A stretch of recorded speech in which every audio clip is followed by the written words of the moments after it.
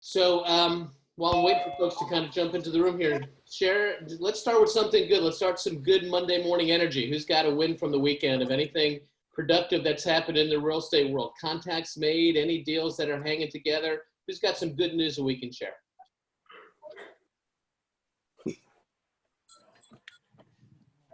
And you don't all have to jump at once. I know it's kind of hard to manage that in a Zoom room, but Hal, I had a listing appointment over Zoom. yeah, talk to me about it. It was really interesting. I'm surprised that they did it. And we settled on commission and a price and everything. The only thing that's holding us up is this stupid virus. Yep, I hear you. I have a family property that is scheduled to close in a week, and we're all kind of dancing around trying to figure out how do we keep things moving along, right? So, right. Yeah. Anybody else have anything going on good? Any database contacts that turned out well or anything like that?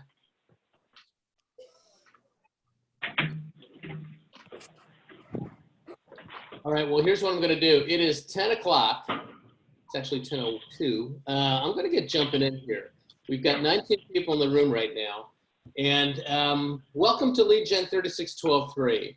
A couple practical things that I want to go through real quick, and I'm going to keep you all unmuted as much as I can. Anytime that you try to do something like a classroom environment in a Zoom conference room, it can turn into an image tag. We've got barking dogs or kids in the background, things like that, that I may have to mute all of you. What we're going to do today is I'm going to go through a little bit of what this course is all about. But part of what I'm going to do is I'm going to try to share my screen and manage the chat room at the same time. All right, so it's going to be a little bit of dancing here. I hear people saying that there's some echo. Is that echo me, or is that echo just in general? There's a lot of mics on right now, making feedback. If you want to make mute everybody, I'm going to mute everybody for right now. And okay, now everybody's muted. Quick show of hands. Open up your cameras, guys, if you can. If you're presentable, let's keep your cameras open because it makes for a better interactive experience for everybody. I'd like a quick show of hands here if you can hear better now without that echo, just a wave like that. Okay, terrific. So a couple practical things, and I'm going to start right out of the gate sharing my screen. So stick with me for a second, and let's just see here if I'm on my screen is shared. Okay. Again, quick wave if you can right now, and I'll try to manage the room as well, but wave if you can sort of see my screen right now and you can see the PowerPoint. All right, terrific. Thanks, Ira. So here's where we're gonna go. I wanna start with just a couple of introductions and some group rules. This is a class that is going to meet on Mondays, Wednesdays, and Fridays. Initially, we had scheduled to meet from 10 until 12 o'clock. Starting next week, we're going to push that to 11 to 1. And the reason for that is we've got most of our market centers running power hours in the morning between 9:30 and 11. And there's nothing more important right now from a lead generation standpoint that we can be involved in than to actually be out there and talking to folks. So we're not going to put this class up against a lead generation power hour. My encouragement to you is to jump in on your office's power hour and use that time productively. Right, but we are going to start on time because it's really important that we honor everybody's time right now and keep into a time blocked world. Rule number 2, in a Zoom world, we're going to try to keep you muted, but the way that we're going to try to facilitate some interaction in this class is to raise your hand. Now, how many people know how to raise their hand in the Zoom environment? Chris just did it manually. That's kind of cool. So, Chris, I'm going to find you. And I'm going to unmute you, hopefully. All right. Oh, I'm unmuted, yeah. There you go, there you go. So can you just walk people through where to find the raise hand button? So if you're looking at the middle of the screen, if you like hover over the video, there's a little button there that says participants. And if you click on the participants button, there's actually a button on the right, on the bottom there, it'll say raise hand, and you'll even see me, I just did it. So I have my hand raised and I can lower it if I have a question. I see some of you have already started doing it. So.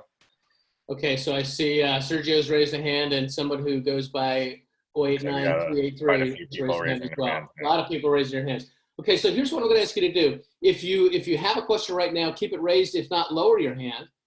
And as we're going to go through this, there's going to be times that I'm going to ask for interaction. I'm going to ask for people to be sharing and reading certain things as well. So, you know, when that happens, if you can just raise your hands, I'll do my best to monitor that. Chris, if you could keep your eyes up for that as well, that'd be great. I see a couple of hands that are currently still raised. And if you have any questions here, I'm going to unmute you one at a time. If you don't have a question, that was just a test, you can lower it. But let me start with Laura Allen. Let me unmute you. Hey, Laura, can you hear me?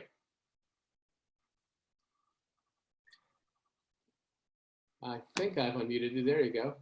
Yes. Hi. Hi, how are you?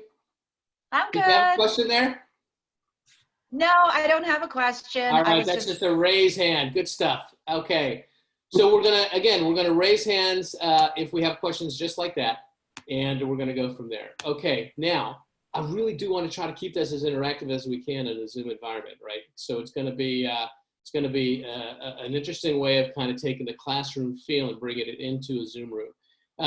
Group rules are, you know, be respectful of each other, and that also means just be conscious of the noise and the things in the background, and keep any kinds of questions or conversation relevant to the topics at hand.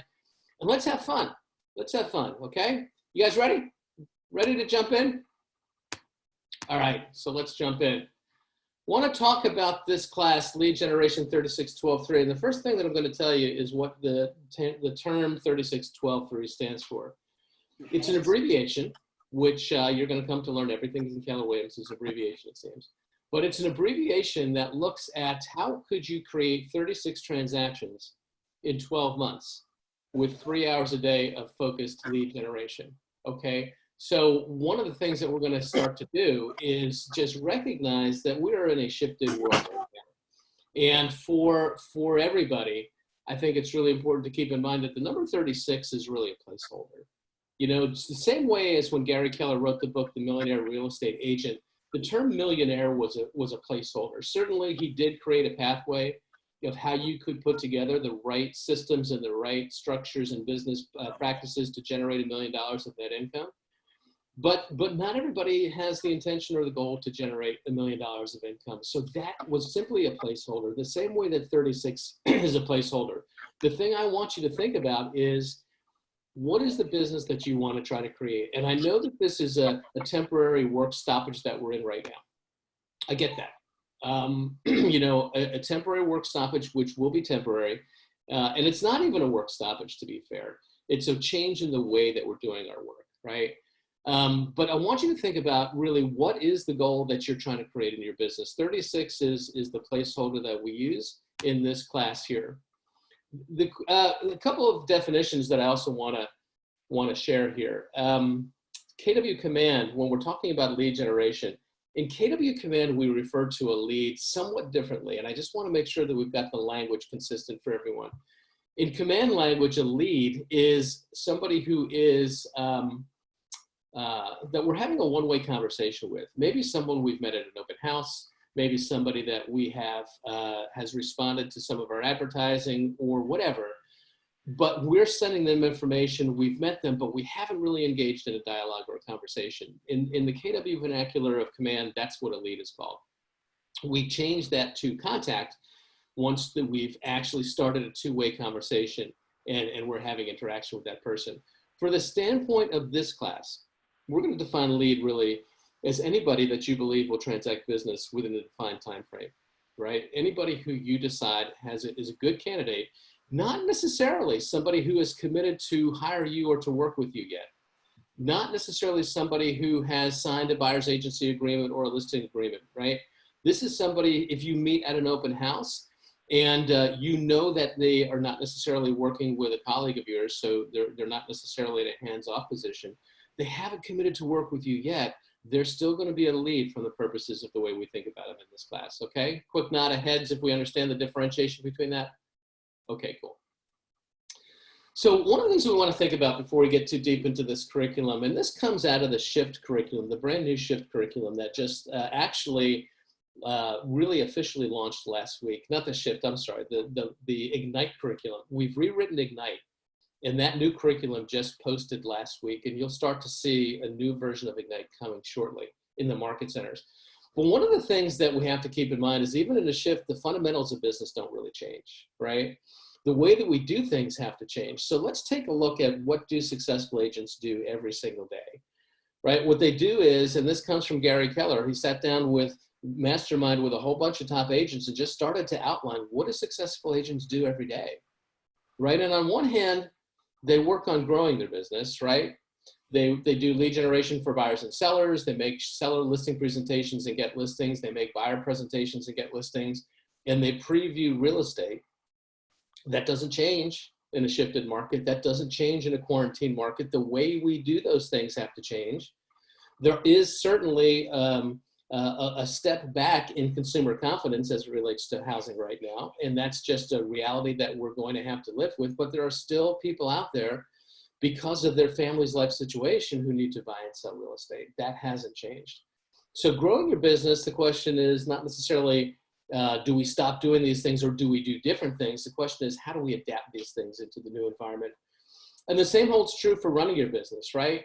We've got to market seller listings, show homes. We've got to negotiate contracts. We've got to do transaction management, bring things to closing. We've got to manage our vendors. We've got to set our business goals. We've got to deal with all of our compliance issues and our risk management and all that stuff that comes with being a professional realtor.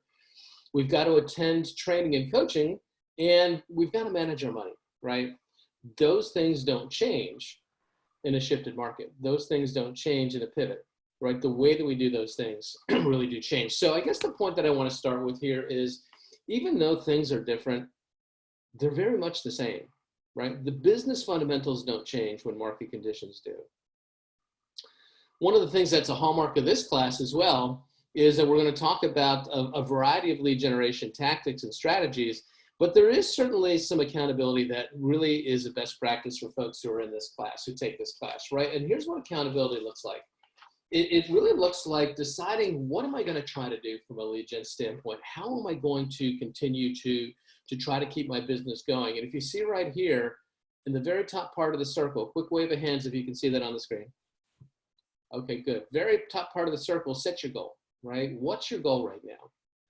And if you have not structured what we call a GPS or a goal, priority, and strategies plan, a set of GPS, oops, let me go back here, then I encourage you to do that, right? Do that with the productivity coaches in your office. You can reach out to me and we can talk about how to get that started.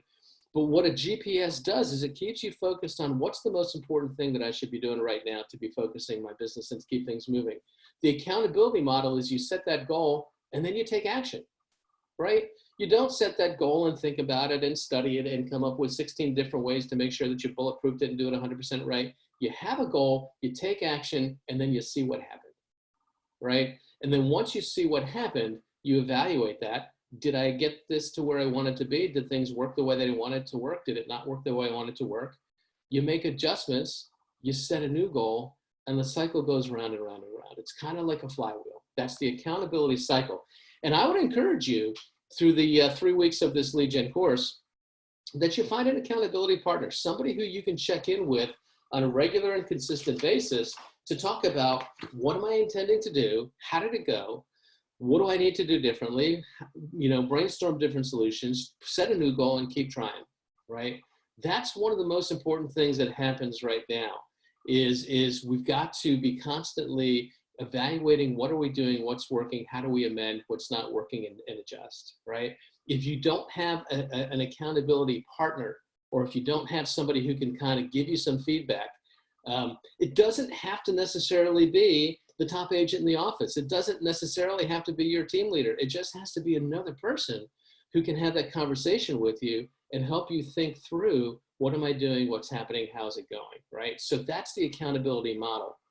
And I'd encourage you to find an accountability partner, maybe somebody in this group right now, that you can have those conversations with on a regular basis. I'm talking about probably a daily check-in. This is not an hour-long conversation. This is a 10-minute conversation. What was my intention today? What did I intend to do? How did it go?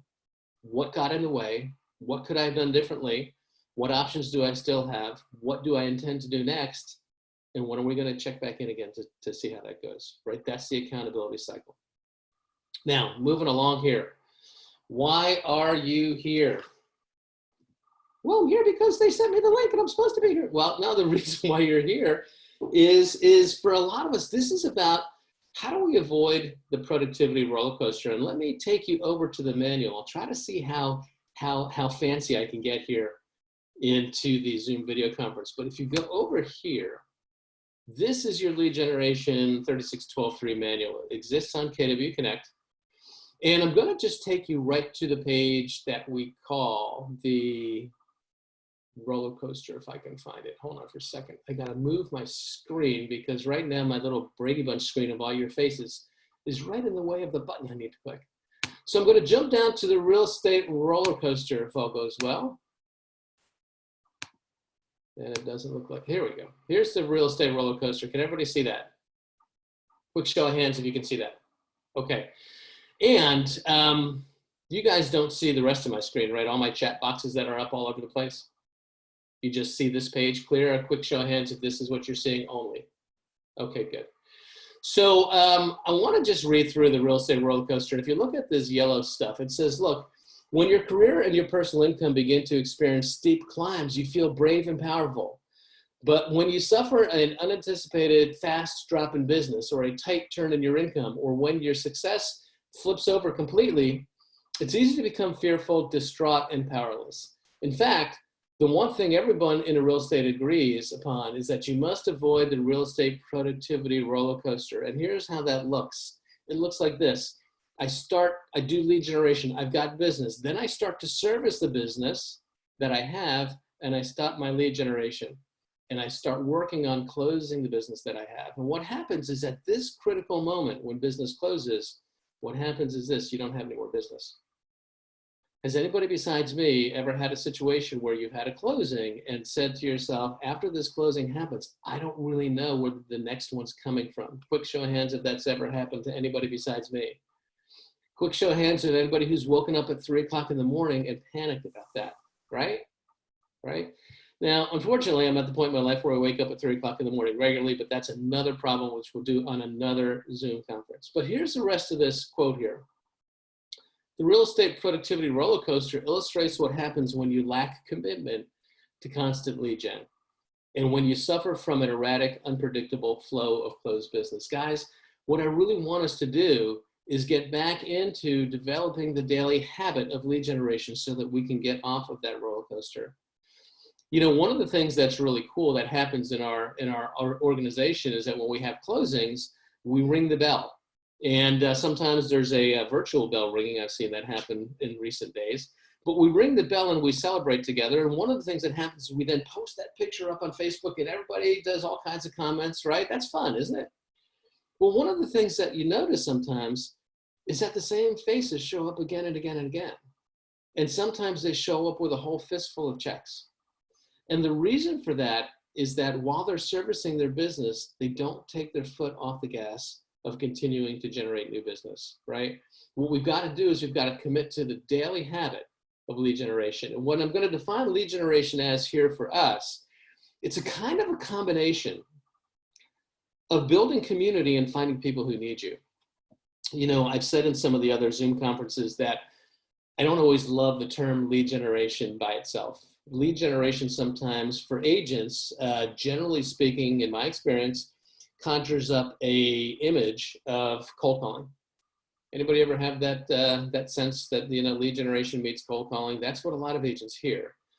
And you know what? Here's what I know. I've been doing this long enough, and I sometimes have the same kind of feelings. I know that if I was to look in this group right now, of however many people are in the room, I would tell you that I would venture that probably 95% of you would rather get hit in the head with a javelin than pick up the phone and start calling strangers. Quick show of hands if I'm wrong, right?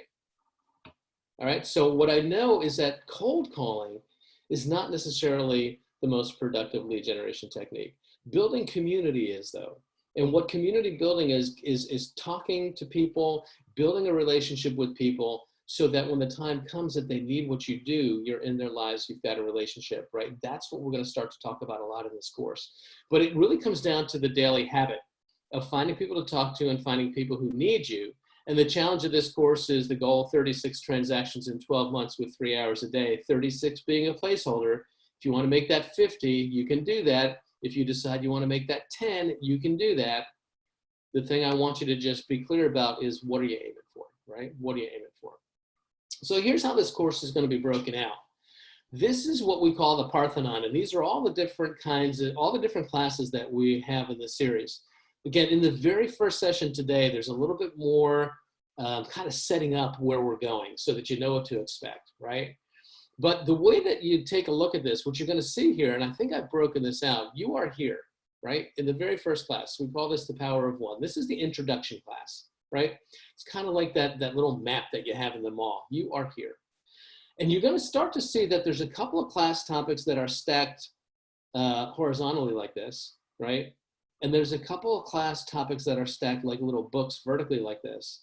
And then on the top, we've got some headers here and the roof. And here's how we kind of look at this. The way I've structured the Parthenon is these first classes, right? These are the foundational sessions. And I'm going to tell you that I am blending these together right now, because this is originally written to be a 12-session course. We've narrowed it into 9. We've blended certain things together and tried to adapt for the changing environment that we're in. But the very first place that every successful real estate agent's business has to start is with a couple of key foundational things. A, what makes me valid, right? What exactly is my unique value proposition? We're going to talk about that more on Wednesday in depth. The question that we're going to ask you to start to think about is, who is your tribe? Who are you trying to serve? And we'll go again in more depth on Wednesday, but what I'm here to tell you is that the fastest pathway to failure in real estate or in life is to try to be everything to everyone. What we really want to start to do is determine who exactly is the client that I'm most inclined to be the best at serving. Who is the person that I'm trying to reach? Because if you're not clear about your validity and what position in the market you're going to try to capture, the next couple of topics, which are marketing and prospecting, are really hard to figure out. It's really hard to figure out how to structure your brand message and your brand story if you haven't figured out who your intended listener is. What will happen if you're not clear about that is your marketing and your prospecting strategies will become so generic to try to be as appealing as you can to the largest group of people, because I haven't clearly defined who I'm looking for, that generic message doesn't resonate in a compelling enough way to convert with anyone. So we're going to do a deeper dive on this on Wednesday, and we're going to do some exercises to try to help you figure out who is your tribe and who are you looking for and why. But the way that we structure the start of this is we start to think about those questions. Who am I looking for? How would I try to specifically tailor my marketing and prospecting messages so that it resonates with them, so that I attract the right people, right? And once we start to do that, how do we then build a database and build a community of those people and stay engaged in purposeful ways, so that when the time comes that they need what I provide, I'm already in their world. I've already built the trust and the relationship that I need for that. And the way that you see this is started out is that's the foundation. It's like we're building a house. Every single agent has to think that through in their own business. These are foundational, concepts.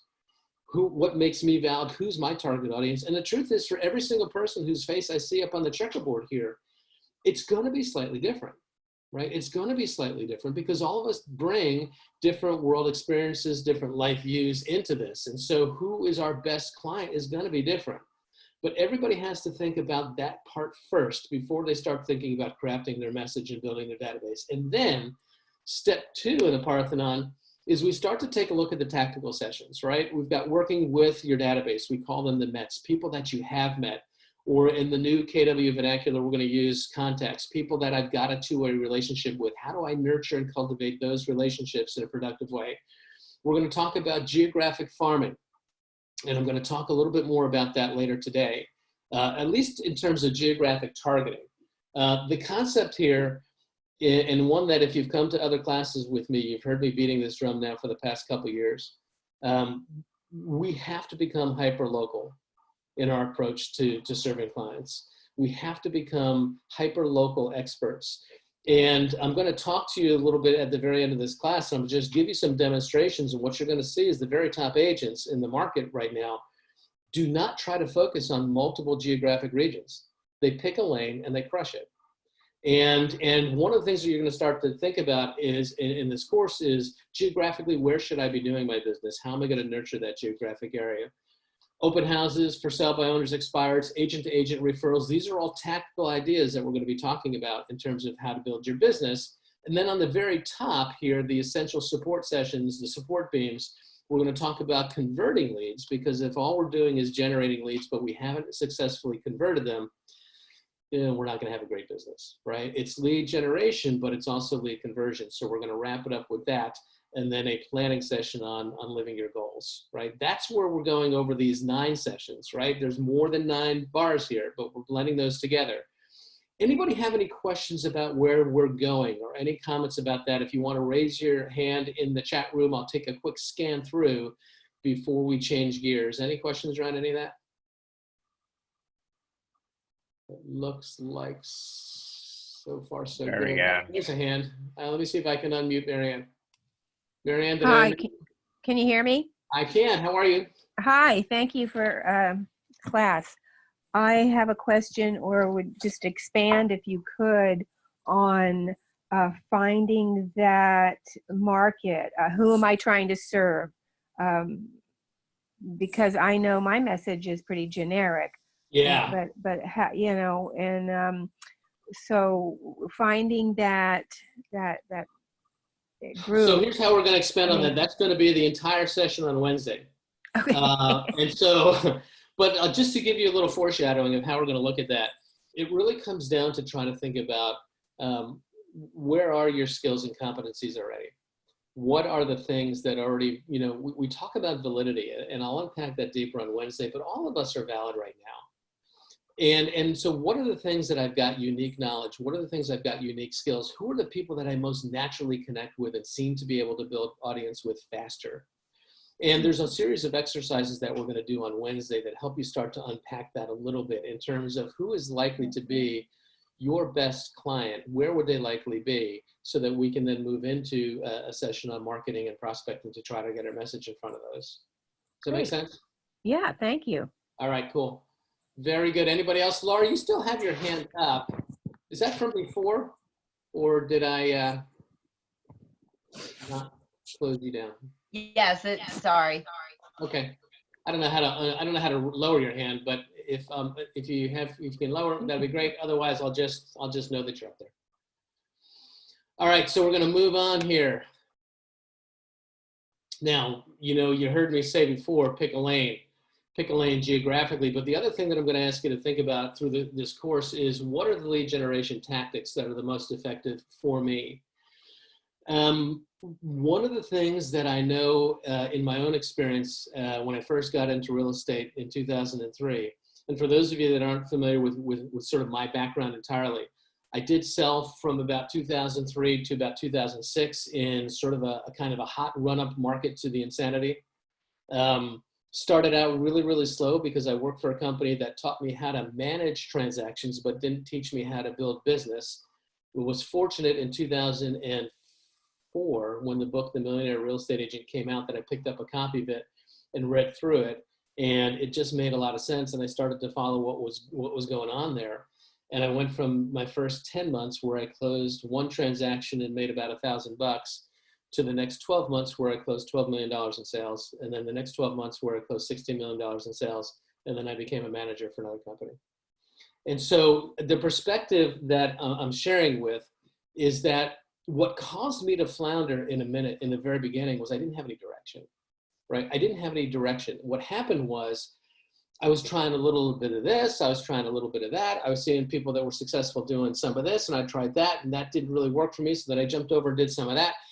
And what happened is I didn't build momentum anywhere, right? And if you look at this quote here from Carol Royce, she says the biggest mistake, now this is coming out of the manual is where I pulled this from, but she says the biggest mistake that I made was that I tried to do everything. I spent way too much time and money, and certainly way too much time, and my career didn't take off the way that it should have. That's one of the things that I'm going to just give you as a little cautionary tale, because that's what happened with me. What my hope is over this course of this 9 sessions, that you're going to start to find some lead generation tactics that work well for you, and then really start to double down on those, right? I give the analogy sometimes, it's almost like flying an airplane. Not that we're doing much of that these days. Although I did see on Facebook, a friend of mine who's a flight attendant said that these planes have to keep flying their routes if they want to get any kind of federal bailout money. So she was flying in an empty plane from Miami to Cozumel and back. Just kind of a crazy thought. But that said, here's the thing about a commercial airliner. They're heavy. And when you fill them up with people, and you fill them up with luggage, and you fill them up with fuel, they're even heavier.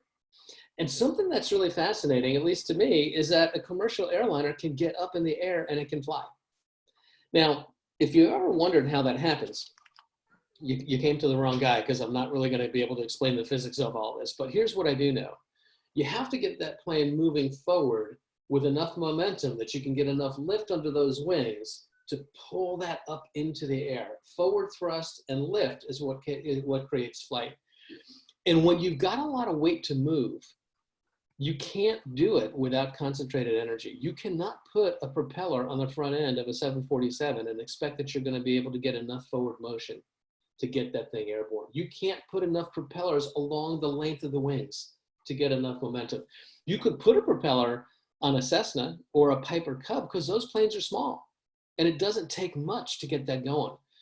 But if you've got a lot of weight, you have to concentrate that energy into the thrust of a jet engine. Only concentrated, focused energy can create enough energy to get something heavy airborne. And guys, what I'm here to tell you is that for a lot of agents, their businesses are like get that big heavy airplane. They've got to focus their energy in order to really get it up in the air. Okay, so hopefully in this course you're going to decide what are the couple lead generation approaches that you want to focus on. You don't have to do all of them. You have to do the ones that are right for you. Okay, make sense? You can nod if that makes sense. You can turn your head if that doesn't make sense. All right, cool. We're going to move forward. Just a thought. Smokey Garrett, former team leader friend of mine, says if you have a day when you have a closing, it's not from anything that you did today. It's the result of what you did 3 months ago. I'm here to tell you that if you are lead pipeline today, if your lead pipeline, I'm not talking about your under contracts. If your lead pipeline today is not where you want it to be, it has nothing to do with this pandemic. It has everything to do with what was happening over the last 60 days, right? Your under contracts, getting them to the closing, filling your funnel going forward will be impacted by this pandemic. But the strength of your pipeline right now has to do with where have we been for the last 60 or 90 days, right? And that's just the reality of business, right? It's no judgment, just an observation. Moving forward, the power of one. I want to take you to the manual here. And, oops, that's the class schedule. I don't want to take you there. I want to take you here. And if I go to this page, The Power of One, and I just kind of want to read this. This is just kind of a little vision here that says, you know, there's 2 really important things that we've got to think about in terms of building your business. 2 principles we're going to talk about today. One is the principle of greatest leverage. And the other is this time-honored truth that one thing begets the other thing. And I'm just going to start by reading this. In fact, what would be really cool, because you guys are going to get tired of listening to me, if somebody would virtually raise their hand and offer to read those yellow bars for me. Anybody willing to do that? If I can unmute you. I'm scrolling through to see if I get any virtual hands. Dun, dun, dun, dun, dun. Oh, there's one. Marianne, you're up. Go ahead and read that for us if you would. Have you ever looked at someone you thought was incredibly successful at something and wondered how they got that way? You see their seemingly effortless ability to do things day in and day out, and you're amazed at their discipline. Well, the truth is they got there through the power of one. They set one important foundational goal, focused on one fundamental discipline, and developed one empowering habit that supported achieving that goal.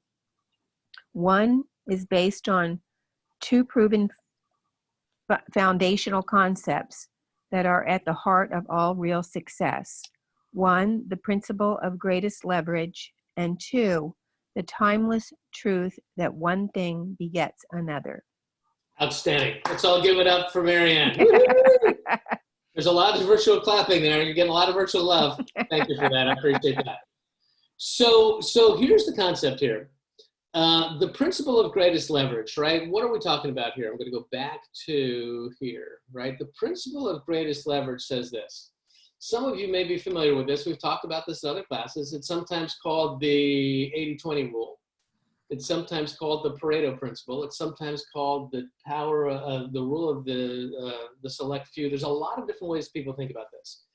But here's what it comes down to. When you focus on the activities that really matter, what you're going to find is 20% of what we do generates 80% of the outcomes that we achieve. 80% of what we do inversely generates 20% of the outcomes that we receive, right? This is it starts with Pareto, who was an Italian economist, and what Pareto determined back in the 1800s was that 20% of the landowners in Italy controlled 80% of the wealth. And what Pareto did was started to take a look and noticed that that law seemed to apply universally again and again and again in a lot of different places. And what we start to see is that there's this natural principle of distribution in nature that falls roughly into an 80-20 split. And what does that mean? How does that look? Well, just for example, what I can tell you is that most businesses find that about 80% of their revenue comes from 20% of their repeat customers. Most businesses find that. In fact, one of the businesses that early on leveraged that was a business that some of you may be familiar with, a company called Amazon. When Amazon realized that most of the revenue was coming from a select group of people that used them again and again and again, they created a new product line for that group. And some of you may be familiar with that product line. It's called Amazon Prime.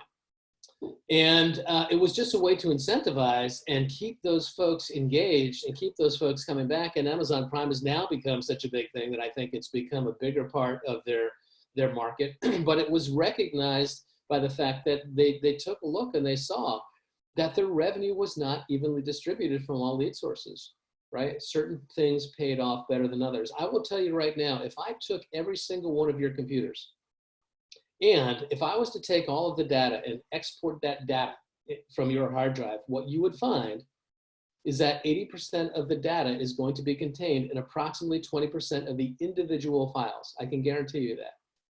Now, you may start to say, well, how can you prove that? Well, there's a branch of science called chaos theory that explains how that works and why that works, and I'm not going to try to get into chaos theory. What I'm simply going to say is that this is a universal truth that either you can surrender to or you can push back on. But the thing that it pays out in terms of production is if we know that things aren't distributed evenly, not everything that I do is going to matter that much. Some of the things I'm going to do are going to matter a whole lot, and some of the things I'm going to do are not going to move the ball very far, right? I share sometimes a story of an interview that I had heard one time with, I'm trying to think of who the quarterback was now, Denver Broncos. Super Bowl, all those. Anyway, it doesn't matter. Here's what he was saying. It'll come to me.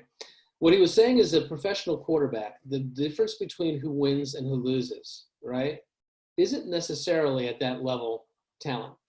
If you're talented enough to be a starting quarterback in the NFL, you've got the skill set. Now, to be fair, there are superstars who are a cut above. But if you've got the talent to be on the NFL field, you're going to have what it takes, right? So the difference, he says, is it's not arm strength, it's not footwork, it's who can determine where there's a makeable play the fastest. Every quarterback gets the ball, comes to the line of scrimmage with a couple of different plans in mind. And the intention is to go to plan A, and if the defense has your first receiver covered, then the quicker you can determine to bail out of that and go to plan B and move the ball forward is how you're going to continue to win, right? Focusing on what matters the most so that you can continue to move the ball forward is the hallmark of who succeeds and who doesn't succeed. And what we've been talking about for the past couple of weeks is in this pivot, the way that we focus on the 20% activities right now. First and foremost, the 20% activities right now is make sure you and your family and your loved one are physically safe and have what you need. Because at the end of the day, it's God, family, and then business. At least that's the way we outline it in this company. So if you take a look at the order there, your business comes after a whole lot of things that are way more important. First 20%, make sure your family is safe. When it comes to your business, the first thing we're talking about right now is shore up your database. Build community, shore up your database, make sure your database is safe too, right? And then we start to focus on what are the activities, the lead gen activities that can continue to fill the funnel. But the first principle of greatest leverage is not everything matters the same. We've got to be real clear on what are we doing and why, and spending our time doing the most important things first, right?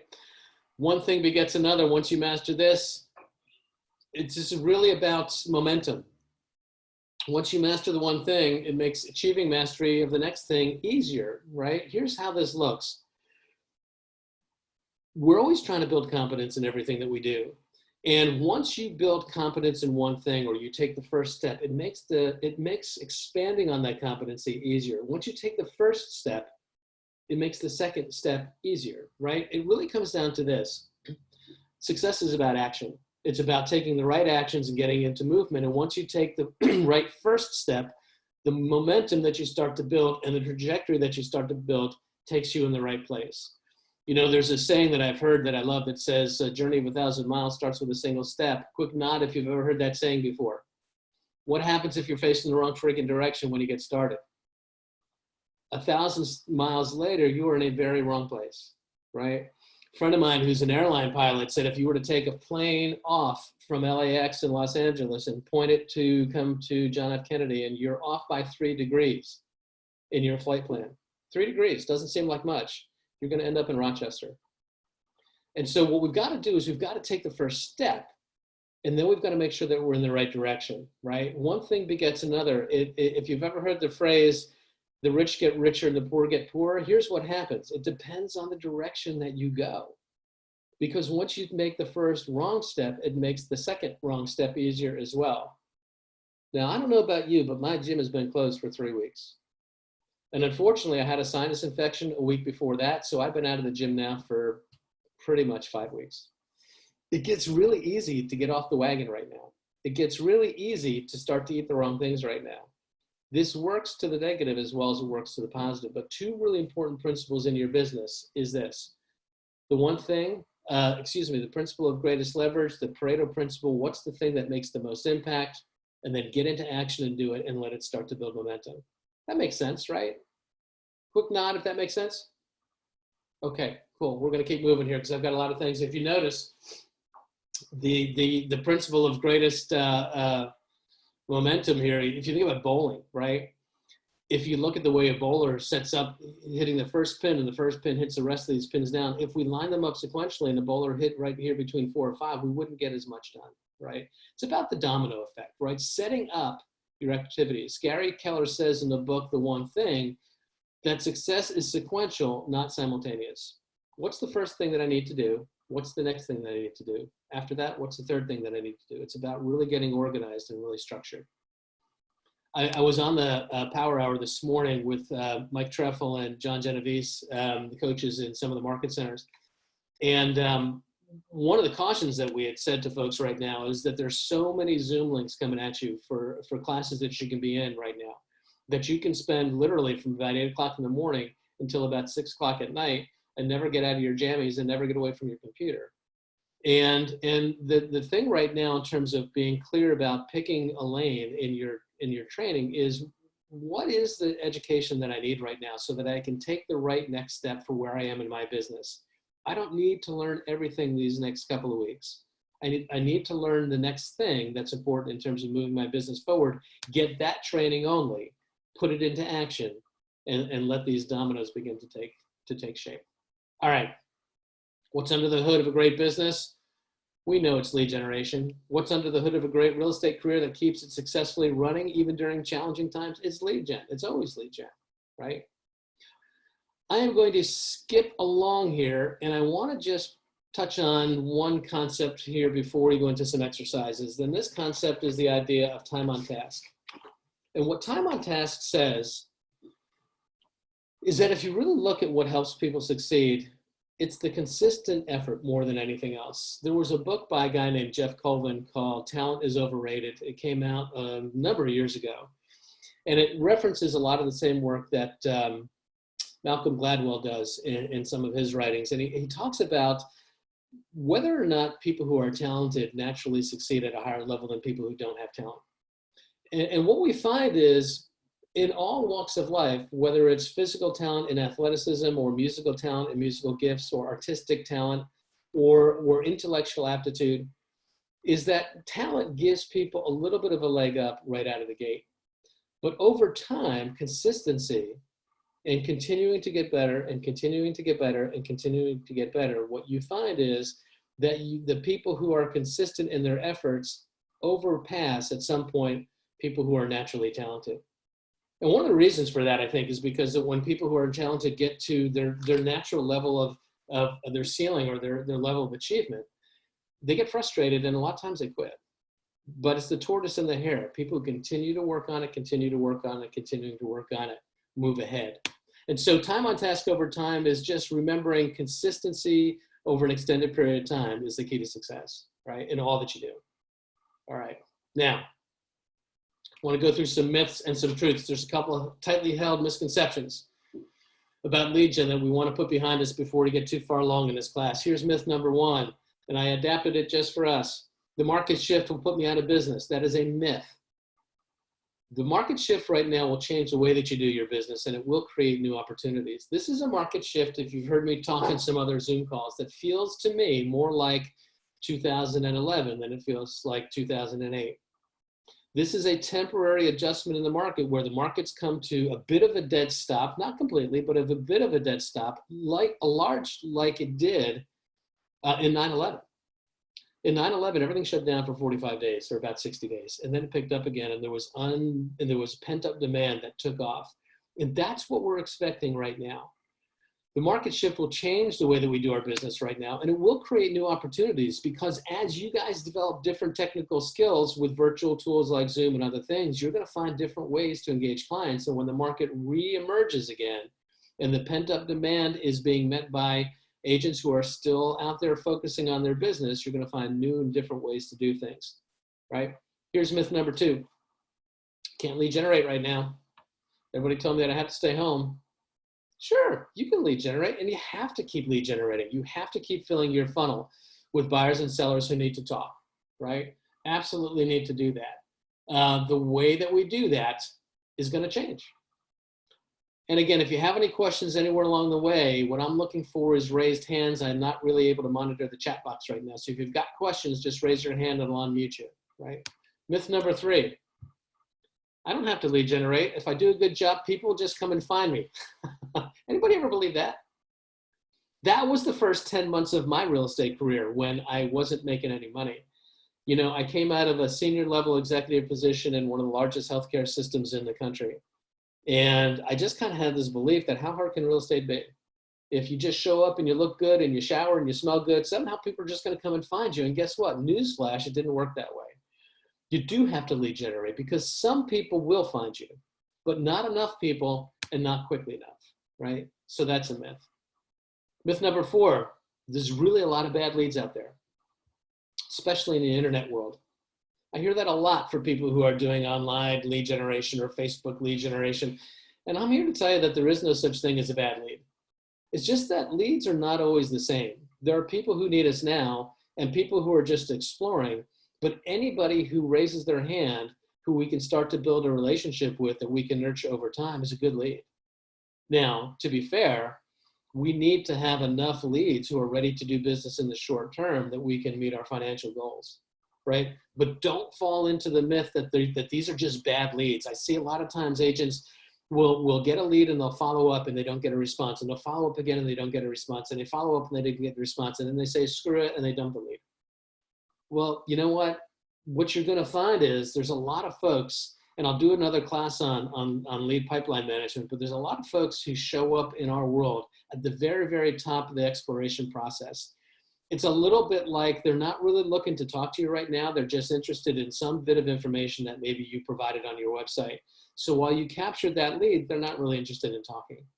If you've ever driven past a car dealership on a Sunday afternoon and seen all the people crawling around the car dealership, looking in the windows, looking at the car, and they're there on Sunday because they don't want to be talking to a salesperson. A lot of times we capture leads who are in that phase. Not bad leads, just not ready. We have to continue to nurture them in our command database and put them on a smart campaign that can continue to nurture them until they are ready to talk, right? Myth number 4, I can't lead generate because I don't know what to do. I don't know what to say. Well, the truth is lead generation is a set of tasks and skills that we can teach. It's understandable. People have learned them before. And so that is a learnable skill set. I will tell you that there is no DNA, no genetic coding for lead generation. There are not naturally born lead generators. And you've got to learn how to do it, right? Here's myth number 6, I'm too busy, I don't have time. Well, it's a little bit like going to the gym. It's a little bit like doing the right thing in terms of meal prep. You know, it's not about having time. Nobody has time. You prioritize it and you make time, or it doesn't happen. And so from a lead generation standpoint, we've got to figure out how do we build our calendar in a time-blocked way to make sure that we create the time that we need, right? Myth 7, I don't have anybody to help me. I have to do everything myself. Welcome to the world of solopreneurship, right? But here's what happens. As you build your business, if you build your business and you get enough leads that turn into closings, what begins to happen is you can afford to get leverage. In the very, very beginning, we are doing all of everything all by ourselves. And I know how difficult that can be. But as your business grows and as it scales, you can start to get leverage, A, through technologies, and sometimes B, through people who can help you to get time back. You know, there's 2 currencies in business. There's time and there's money. In the beginning, when you're by yourself, what you have to spend is more time. And as you spend more time and you develop income, what begins to happen is you spend some of your money to buy some of your time back. And that's how that transaction works, right? Myth number 8, I don't have money to generate leads. Lead generation doesn't need to cost money is the truth. We'll talk more about that as time goes on. Myth 9, I don't need to lead generate. I have enough business. Now, quick show of hands. Anybody right now who feels that they have more than enough business, they don't even know why they're on this Zoom call? Okay, quick show of hands. I'd really like a little bit more business. Okay, I see more hands on the second. You always need to lead generate. There's never too much business. If there's more business than you can manage, then it's time to start to talk about leverage. And we can have those conversations, right? But there is no such thing as too much business. Myth number 10, I can't lead gen because I'm not a natural lead generator. And as I said, nobody's a born natural lead generator. These are skills that need to be learned over time, right? Any questions about those myths? Quick show of hands in the raised hand chat room here. Anybody has a question or a comment about any of those before we change it up? Doesn't look like it yet. All right, then I'm going to keep moving here, guys. Hard truth is this: no leads, no sales, no sales, no closings, no money, honey. Right? And we've all got to make sure that we're taking care of our families. All right. So here's the question: the 36-12-3 challenge. In order to close 36 transactions, or whatever that placeholder is for you, over the next 12 months, by spending a focused amount of time every single workday on lead generation, and the focusing question from the book, The One Thing, what's the one thing that I can do such that by doing it, everything else becomes easier or unnecessary? Where do I need to focus right now, right? Let's break down this 36-12-3, and I want to talk about settling for being average. I don't want you to settle for being average right now. I'm going to go back to the manual here, and I'm going to ask somebody to raise their hand virtually who can read Gary Keller's quote here in the yellow. Anybody willing to do that? Marianne was kind enough to do it the first time. Who's willing to do it the second time? Any hands being raised? Come on, all you guys, there's got to be somebody who can raise their hand. All right, I'll read it. Next time I'm going to ask one of you guys to read it. Here's what it says. It says, consider a marriage. Whoops, lost him. He says, consider a marriage. Now picture this, guys. Would you turn to your spouse and say, I need to share with you that my expectations are very low for this marriage. I don't intend to do my best. I don't even expect much. I mean, who's going to marry somebody like that, right? I want to have very average kids.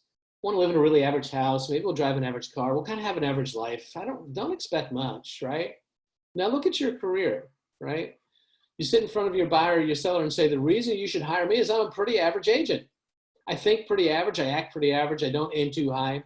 I'm not very interested in doing my best. Are you going to hire that agent? Of course not, right? Nobody is. I don't want you to settle for average. And here's the thing that I'm going to tell you. Our industry is filled with average. I don't know if you're aware of this, but in 2015, the National Association of Realtors undertook what they called the Danger Report. And what the Danger Report was a self-assessment of the industry in terms of determining what are the greatest threats to our profession as professional realtors. And they looked at all the different technology disruptions that were coming along. They looked at all the different business models that were coming along, all the different commission models that were out there. And what the National Association of Realtors, your professional organization, said that the greatest threat to the profession of residential real estate is mediocre agents. What they said is the industry is filled with people who are not serious, not committed, that don't provide good service, and they make it hard for the rest of us who really care. I paraphrase. Don't be mediocre. I don't want you to settle for average. I want you to really be committed to having a good business and to taking care of your families, right? Because if you have a good business, and let's talk about what 36 transactions would actually be like. You'd make more money, you'd have a profitable business, you'd build a solid foundation for your career, you'd help a lot of families, right? And help a lot of families change their lives. You'd establish great skills and great habits, right? So what does this mean to you? What does 36 transactions mean to you? I'm gonna unmic all of you guys for a second. So if you're running your chainsaw, this would be a good time to turn it off. I'm gonna unmic everybody. Okay, you're all unmiked. Here's the question. You had 36 closings this year. For a placeholder that was a significant number for you and your family, what would it mean for your family? Anybody want to chime in? I use my laptop. I use my phone for Google Meet because it's super slow and everything. Google on my phone. I got a lot of people who are having side conversations in the background. Okay, I don't understand. I just said I'm not going to do it again. There's a lot of feedback right now. All right, I'm going to mute you all up again. That's what happens sometimes. Sorry, guys, I love you, but I got to mute you. So here's what we're going to do then. We're going to do it a different way. I'm going to take you to an exercise that we're going to do together. And here's the exercise. You can see it on the screen. I'm going to give you about 3 or 4 minutes, okay? And what I want you to do is I want you to take a look at the math here. I want you to determine what's the average sale price, either in your target market or in your average, right? If you're newer to the business and you don't have an established, average sale price, I want you to think about the market that you're doing business in. If you are in the business for a while, I want you to think about what your average closing looks like. I want you to figure out what is the average commission percent that you get paid in a transaction. Is it 2.5% aside? Is it 2% aside? Is it 2.25%? It's different when you're the listing agent than when you're the buyer's agent, right? You have far more control as a listing agent. But I think for most of us, a good safe placeholder is probably 2.5% aside. I want you to take your average commission by the average sales price, you multiply them together and figure out what's your average GCI. Multiply that by 36 transactions. And if you're not going to use 36, if 36 is a placeholder and you want to use 56, you can. But if you want to use 20, if that's your goal, that's fine too. But I want you to take your average GCI, multiply it by the number of transactions to determine what your GCI is for the year. And then I want you to take a few minutes and think about this question. What would things look like for you and the special people in your life? And I want you to spend some time just really writing this down. What changes for you? What changes for the people that you care about? If this is more than just a wish, if this is something that really becomes reality. This is getting back to our one thing, right? What are we playing for? But I'm going to give you guys about 3 or 4 minutes. This is in the manual, in the Lead Gen 3612-3 materials on KW Connect if you wanted to download this and do it yourself. But I'm going to leave this up on the screen for a while. I'm going to give you guys about 3 minutes. And then I'd like for a couple of people just to kind of share, if they'd be willing to, what would it mean for you and your families if you had that level of success? All right? Sound good? I'm going to go freshen up my coffee while you guys go do this, and I'll be right back.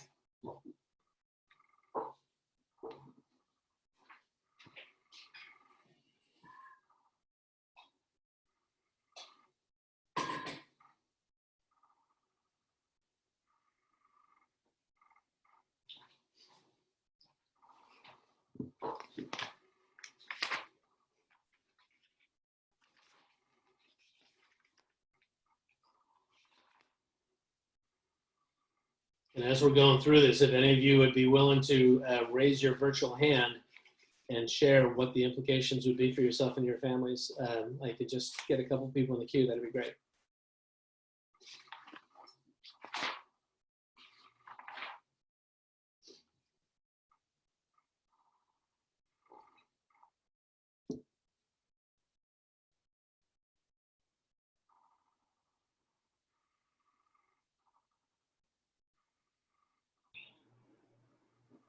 Hal, Yes.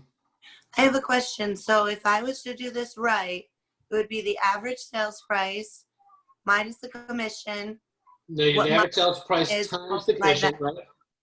My commission multiplied by 36 transactions. Yep.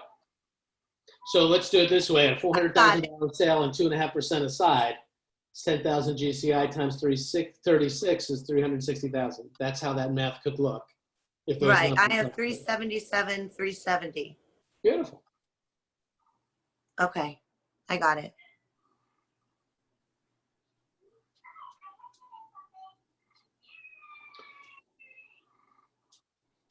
And so here's what I'm interested in. That math doesn't take a whole lot of time to figure out. But I really am hoping that I don't want to call on anybody necessarily and call anybody out, but if somebody could kind of raise their hand virtually and sort of just share, what would the implication be? Well, how would it change your world? I can tell you for me, when I first got started, I had a lot of really important things that I was planning for in the very beginning of my career. One was I wanted to be able to send my daughter to college. I grew up in a family that couldn't afford to send me to college. And so I ended up paying my own way by working a multitude of part-time jobs in high school and in college and staying home and driving back and forth to Montclair State and all that stuff. And I had a real commitment that I wanted my daughter to be able to afford to go anywhere that she could get into without taking a student loan. And that really demanded that I generate some money, right? That's what was what I was playing for, right? That's my question to you guys is, how would it change your world? What would be easier? Anybody willing to chime in on that? Remember, how you play in here is how you play everywhere, guys. This is Heidi. I'd be willing to share. Go ahead. Who's that speaking? Heidi Pollock. Heidi, how are you? Good, thanks. So for me, it means tremendous relief from stress for both myself and my family. It would mean that I could do a lot of things with the money that I always like to do with money, which is give to people in need and charities and so forth. It just would give us a feeling of peace and security. Yeah, I love it. It's amazing to me, Heidi, one of the things that when I ask that question of what would it mean to you, how many people go, in addition to their own immediate needs, they go right to taking care of other people, that philanthropic thing. I really love that. That's awesome. Anybody else? Go ahead, George. See if I can unmute you, or can you unmute yourself?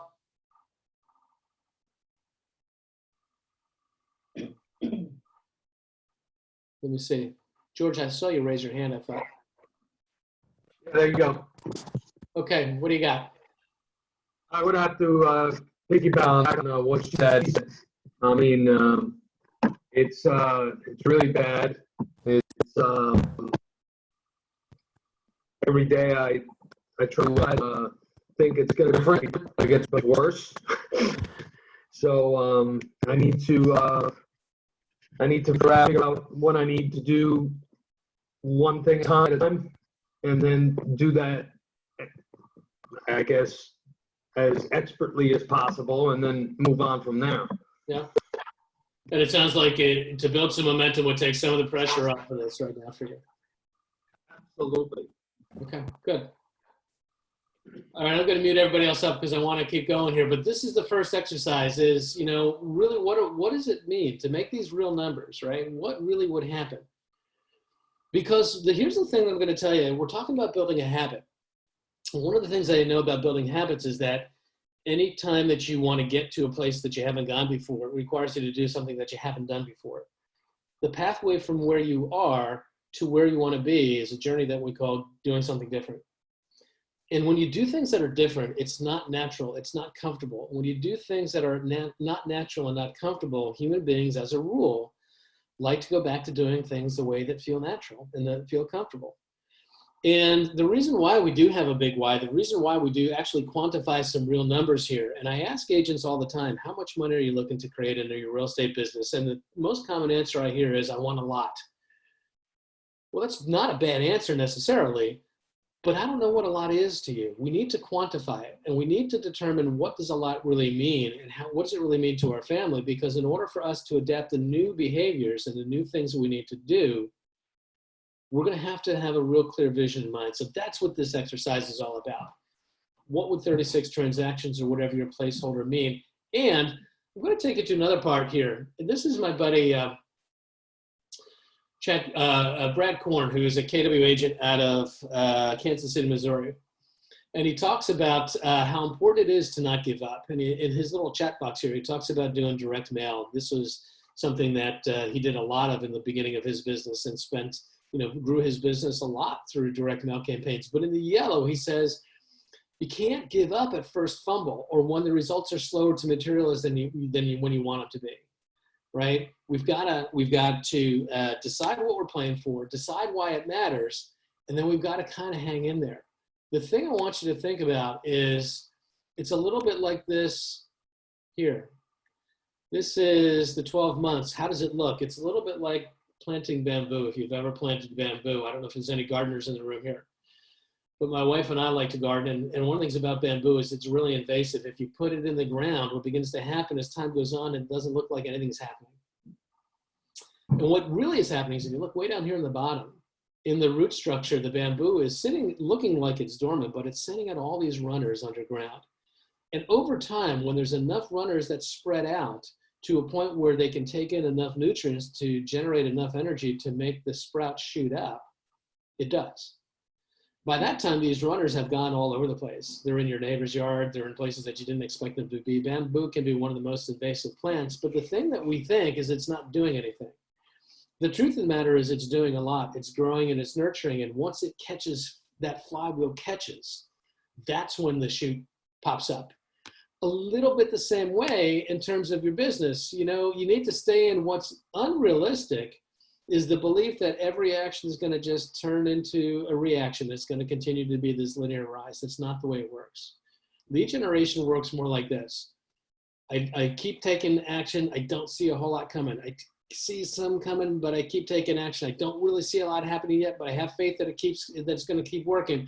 And then at some point it explodes. It's the hockey stick shape curve, not the linear. The thing that causes so many agents to drop out of this industry, there's two things. One is they have an unrealistic belief in terms of how this is going to go, and they get frustrated. And even though they're not seeing the results, they bail out. I'm going to encourage you to hang in. The other thing that causes real estate agents to sometimes drop out of this business is, before this hockey stick curve begins to take off, they run out of financial reserves. And that's a dangerous and scary truth that can happen for a lot of folks. So one of the reasons why we need to shorten this curve, we need to shorten this hockey stick, we need to focus on the activities that are going to get you into the best chance of production quickly. It's the 80-20 rule on steroids right now. This is not trying everything and throwing stuff up against the wall and see what works. It's about finding the most important thing to narrow this curve. Does that make sense? Quick nod if that makes sense. Okay. I saw George nod. I'm glad you got that, buddy. By the way, I'm totally digging your shirt. It's like you and Jerry Garcia went to the Ben and Jerry's factory together. I love it. All right. Where are you today? Next exercise, short one, but we're going to do this. No judgment. It's just I want you to do a quick one over on where are you today for real. Right, here's the exercise. How many transactions are you currently averaging a year? If you're brand new to the industry and the answer is 0, that's what it is. What lead generation activities have you tried? How many names are currently in your command database? How often do you touch the contacts in your database? How many hours do you consistently spend on lead generation activities every day and every week? And I'm going to cycle back to that again in a minute. But right now the question is, where are you today? You're not going to share this with anybody. So this is just for you, because I want you to see where you are today so that we can come back again in a few weeks and see where we've moved the needle, right? How many hours do you consistently spend lead generating each day and each week? And then here's a really important question. What would you change about your current lead generation protocol? So here's the exercise. I'm going to leave this up on the screen for a few minutes. And I want you to just kind of write this down. How many transactions you're averaging right now a year? What lead gen approaches have you tried? How many names in your database? How often do you touch those contacts? How much time are you spending each day and each week in lead generation? And what would you change? Okay?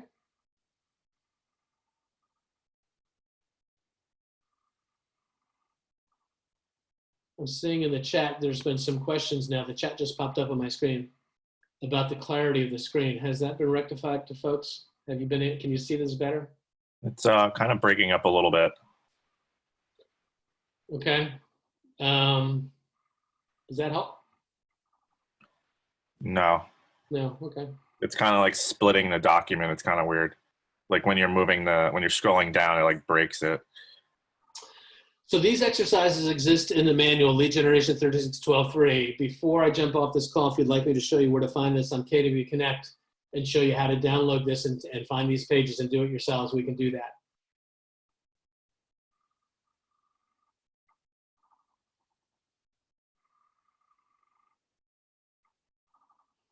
Chris, is that problem just happening with the manual or is it happening with the PowerPoint as well? Just with this PDF. Okay, that's good to know. I may, for future classes, try to cut and paste some of that into the PowerPoint instead. That's what happens when you're doing this on the fly, guys. You figure it out as you go.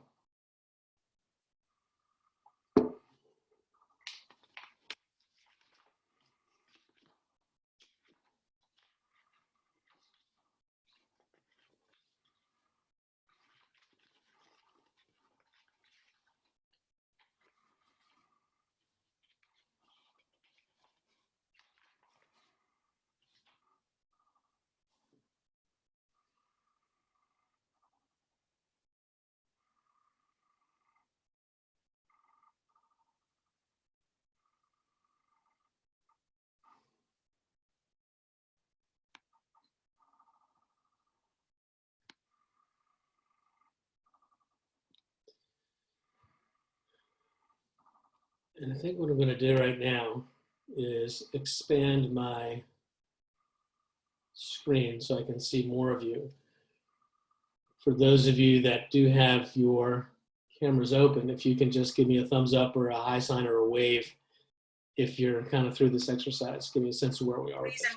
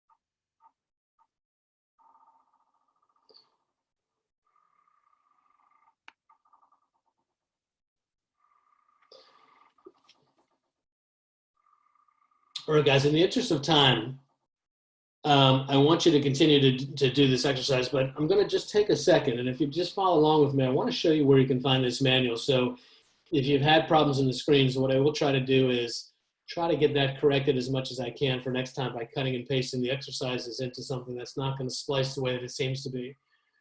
But here's what I want you to do. I'm going to open up my, hopefully, my KW account here. Quick nod if you can see where my KW page here. Everybody see my website? Okay, good.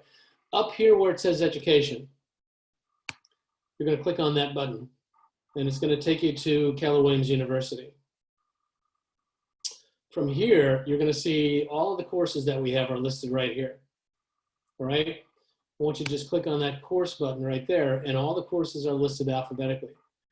This one happens to be called Lead Generation 36123. Let me look forward here. I'm going to expand this a little bit bigger so we can see them better. Right? Okay, here it is, 36123 right here. When you click on this course, it's going to take you to what we call the landing page, which explains what the course is, who the target audience is, what the objectives are. Right here, see this tab that says Materials? Right here. The Materials tab is where you're going to click. And you're going to see right here all of the final student files, okay? You're going to download that file. And every one of these classes has a manual for it. The manual that I was showing you up on the screen is for the first session, right? That's where you're going to find those. I'm not going to download those and unzip those right now, but you download those, you unzip those, and every one of the class manuals is going to be there, okay? So just to walk you through those breadcrumb trails one more time, you go back to your login, Education tab first, go to courses right here. Lead Gen 36123, they're all listed alphabetically. So we're looking for, here it is. Click on that class, click on the Materials tab, and then the final student files are here. Okay, we got that? Everybody good? Show of hands. Okay, cool. I'm gonna get rid of that. I'm gonna try to get, oops. Try not to reshare my screen here. I don't know what I just did there.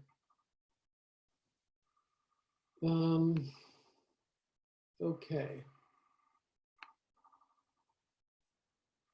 Hey, Chris, are you unmuted? Oh, never mind, figured it out. I am now. We're good, I figured it out. I tried to close my browser and I accidentally reshared my screen, but I think I figured that out. All right, so give me a second here. I'm gonna officially close this browser.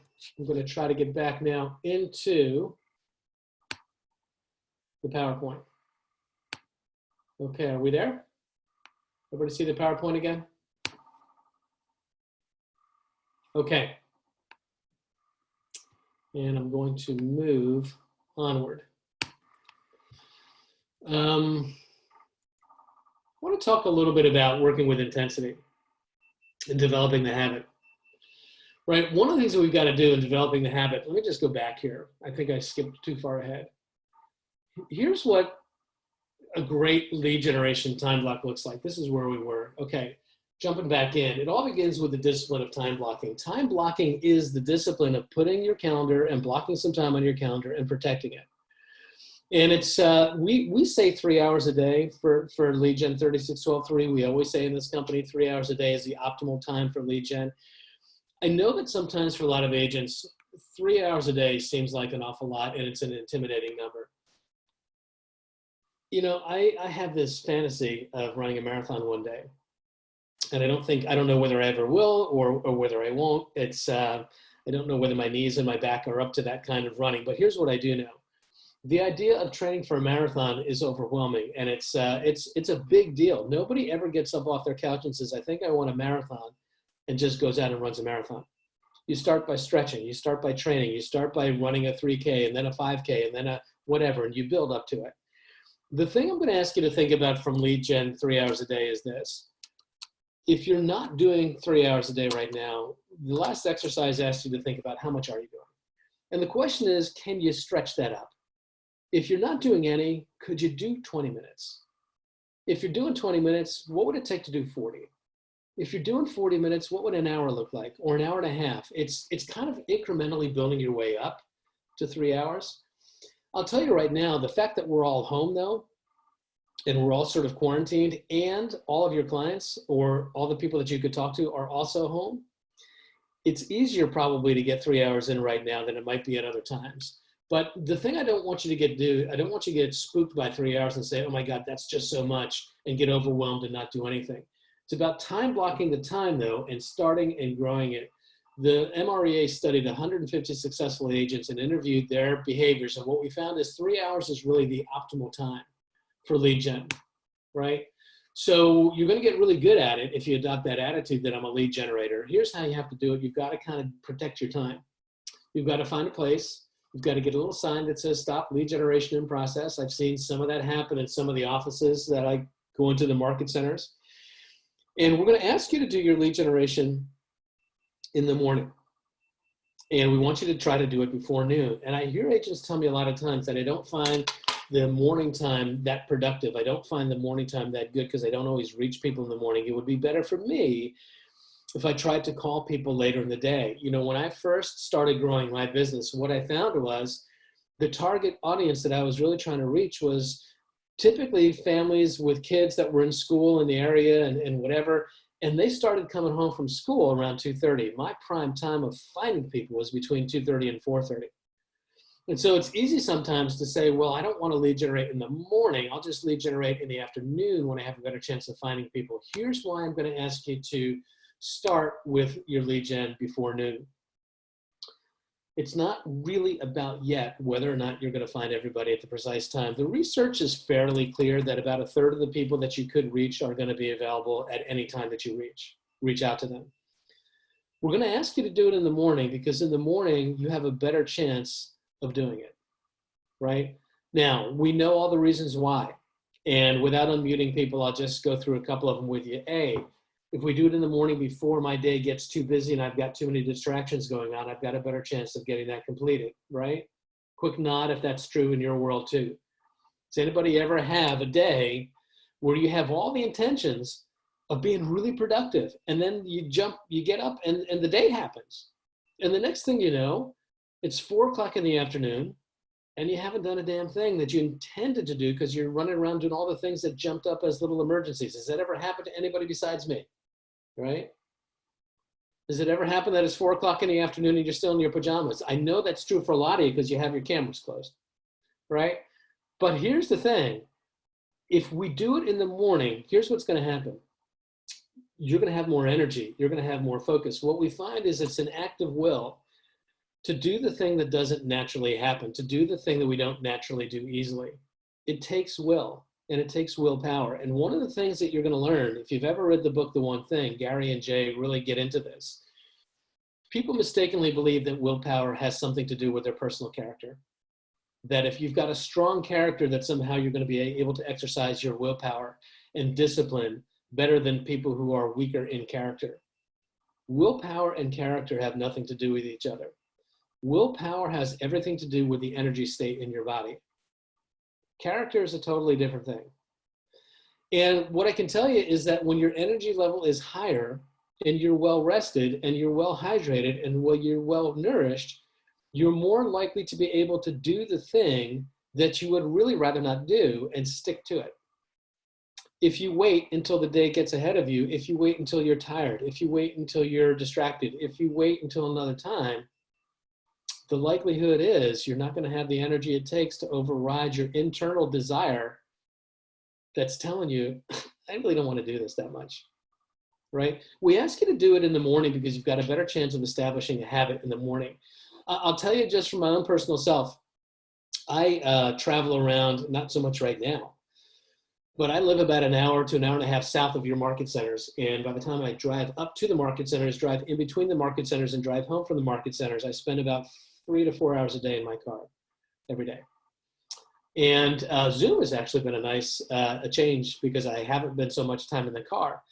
But one of the things that happens is when you're in the car and you're driving around like that, you can eat really, really badly. Anybody ever find that eating on the road is not necessarily the best thing for the diet? Quick show of hands on that.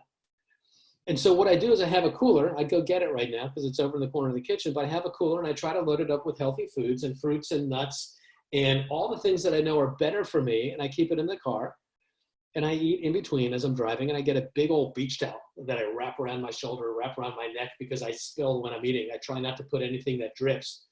But you'll sometimes see me driving around and you'll look and you'll see, who is that weird guy with a beach towel wrapped around him? That's me. I'm just trying to eat in the car and not spill on my clothes. But what happens is I'm really good all day long. And then what can happen when I'm not careful is when I get home and I'm tired, And my wife comes home from work and she's tired, and we pour a glass of wine and we sit down and we unpack our day. It's really easy when I'm tired and I've had a glass of wine and the evening starts to creep up, that about 9 o'clock at night, I hear the muffled voices of Ben and Jerry in my freezer. And they're screaming, "Let us out, let us out." And when I'm tired, it's really easy for me to go and do that and just go get some ice cream and eat the whole pint. I would never do that in the morning, not because character, not because desire, because in the morning my energy level would have been such that I would have just said, "I ain't doing it." But when I'm tired, I fall victim to it. And I know that I'm not the only one, and this isn't about a diet, but the idea still holds true. We do the lead gen in the morning until it becomes an established routine. And once it's become habitual, then you can move it to the time block that's going to be the most important to you. It's harder to establish a habit at a different time block. Establish it in the morning and then move it, because once it's habitual, you're going to do it because it's your habit. I live next door to a couple marathon runners. I used a marathon analogy before.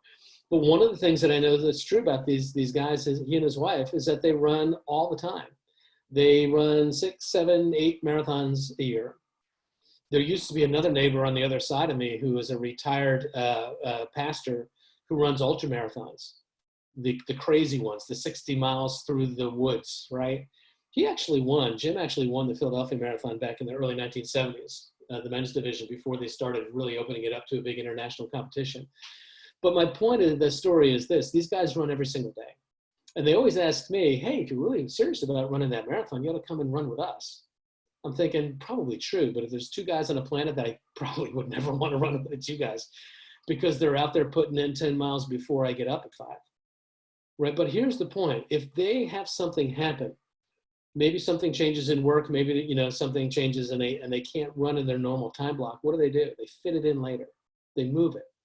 Because if they don't do it, something just feels odd about their day. Once you've established a habit, if you don't fulfill that habitual task, something feels wrong.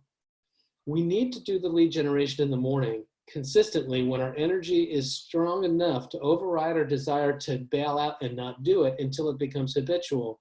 And once it becomes habitual, we can move it to the time block that's the most productive for us, whether that be afternoon or evening, or wherever that makes sense. Does that make sense? That's why I ask you to do it in the morning. Not because I expect that everybody's going to be home in the morning, although right now, guys, they are. And so this is a good time to focus that time block in the morning. The rule is if you skip, treat it like an appointment. If you skip, move it.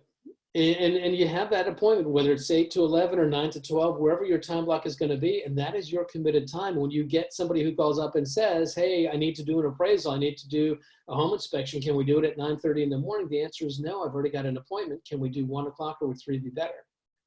Your appointment to protect your lead generation time is more important than any transactional management task that needs to be done. That said, if the appraiser can't move it, if the inspector can't move it, and it's going to cause your deal to derail, then you obviously have to manage that transaction. But the rule is, if you skip, you've got to replace. You've got to have enough flexibility in your calendar to move that time block around so that it doesn't get eliminated, it just gets bumped. Do we understand the logic in that? Can I get a nod if that makes sense to folks? Okay, good. So I'm really going to ask you to take a look at your calendars right now and for the remainder of the next 30 days, because it sounds like we're going to be doing this for a while, guys. I would ask you to block out all the way through the end of April. What do your mornings look like? Where's your lead gen time block going to be? You might want to just take the time block that we're using for this class and just preserve it as your lead gen time block when we're done. Again, I am going to bump this class time block starting next week to 11 to 1. I think I mentioned that in the beginning of the class, because a lot of your market centers are running power hours from 9:30 until 11, and I don't want to compete against that power hour time block, which is put aside for doing this very kind of lead generation. I'm not going to compete against that if I can, right? All right, onward and upward. Tie the effort to the outcome. Here's the thing. I hear Gary Keller say this a lot of times about lead generation. The monotony of doing the 3 hours of predictable, it's just freaking boring.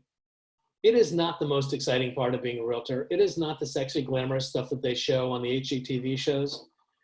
I'm here to tell you, It's not that exciting. And yet, what is exciting is the leads that it generates. What is exciting is the income that it generates. And so we're going to ask you to really double down on developing that habit, okay? I want to move forward here now because it's 11:30. I want to move forward because there's a couple other things that I want to focus on. And one is multitasking.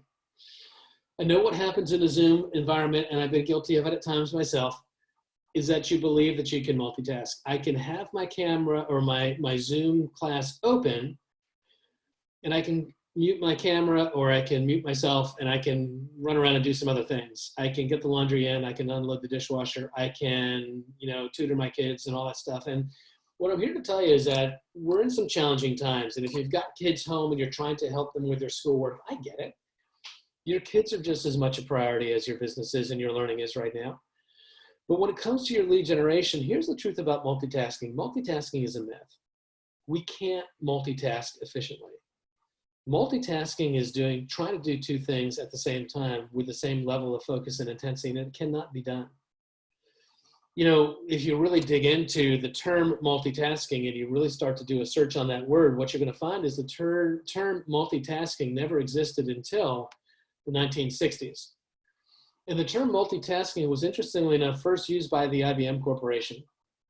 And it was used to define what happens in a microprocessing computer when it's doing things so quickly that it appears to be doing multiple things at once. At the end of the day, a computer processor is a binary operation device. It does a signal of either on or off, and computer code is written in that kind of a language where it's on or off, and it's way more complex than that. But at the core of it, your computer is doing one thing at a time. It's just doing it so ridiculously fast that it gives the illusion that it's doing more than one thing at a time. And if you look at now with our computers, and our processing speeds are so powerful that we can have multiple Zoom rooms going at the same time, and I can have my email open right now, and I can have my PowerPoint open right now, and I can have the Zoom open right now. And yet at the very core, my computer is doing one thing at a time. We can't multitask. What we have to do is we have to do one thing at a time, finish it, and move on to the next thing. We call that task switching. And what happens is when we're trying to do multiple things at one time, and I focus on my lead generation, and then I stop to answer an email, and I focus on my lead generation, then I stop to empty the dishwasher, and I focus on my lead generation, and then I stop to feed the cat. What ends up happening is that we lose momentum.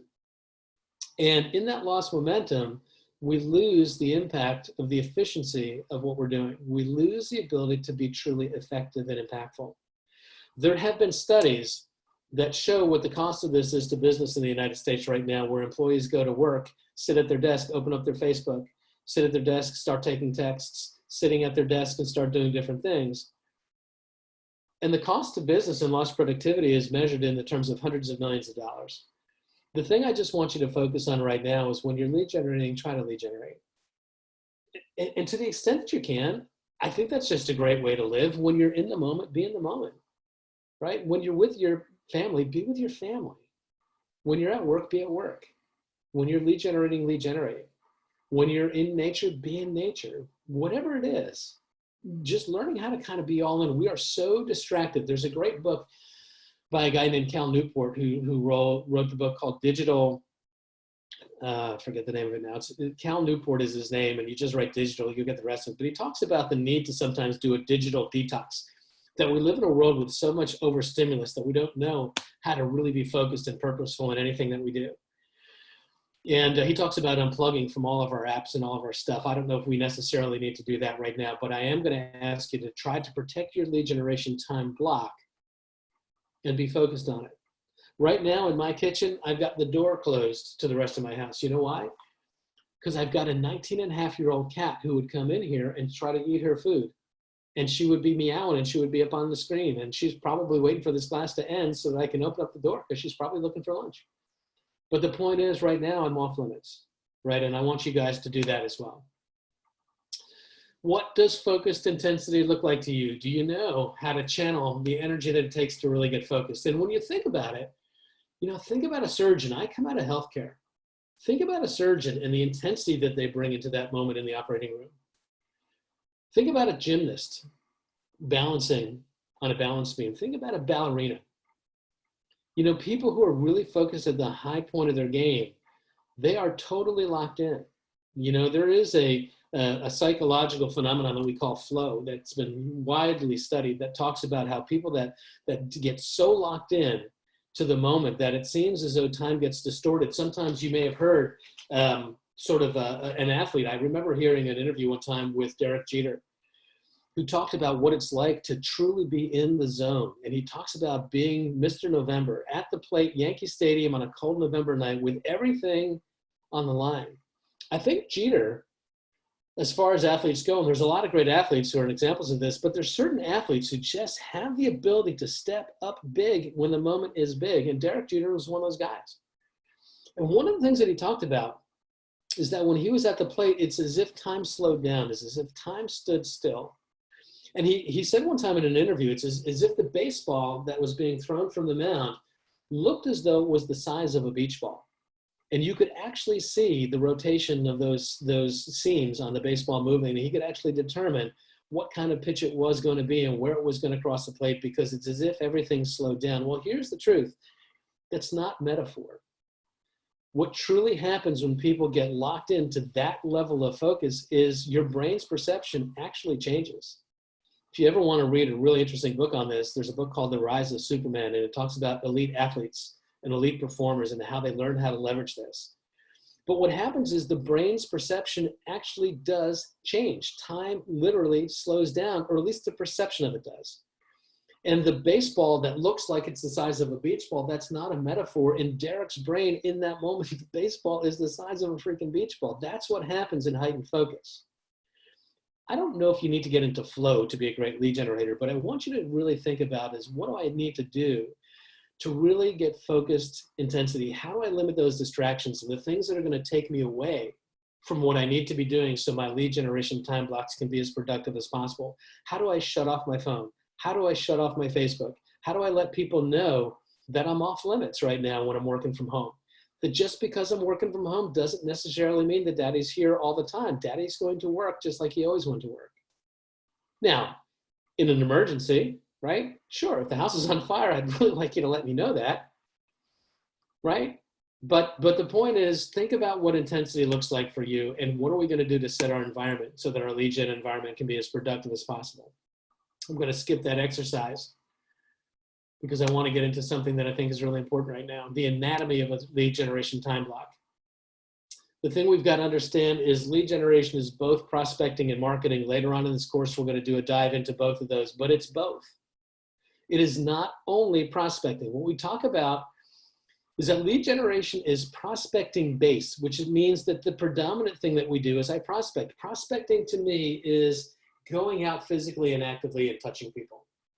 I think about a gold rush prospector who's at the side of a stream, and he's got his pan in the water and he's sifting for gold nuggets, right? He's sorting through the mud and he's finding some gold nuggets in there. He is very proactive. His hands are getting dirty. Marketing is more attracting business. Marketing is more getting your brand message out there. And on Wednesday, we're going to start to do some exercises around who am I looking for? What is my unique market? How should I start to structure that brand message so that my marketing and prospecting technique can be effective? But the way I like to think about it is this. My wife and I love to do gardening. And, you know, you can spend an awful lot of money on plants. And if you don't prepare the soil to take that plant, you're going to just dig a hole and put that plant in the ground. You're not going to have a great outcome.